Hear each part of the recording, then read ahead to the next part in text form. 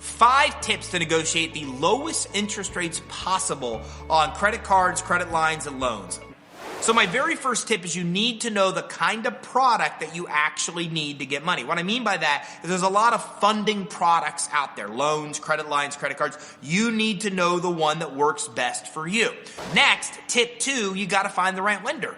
Now that we know the type of financing we need, now we need to find the right lender for us. And what I mean by that is the right lender for me is not the same lender for you. Different lenders like different types of businesses. Tip 3, you want to shop around a little.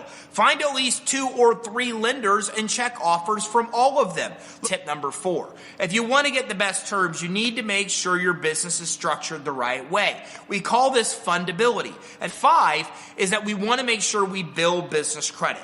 Look, business credit is as important to you getting money for your business at good terms as consumer credit is.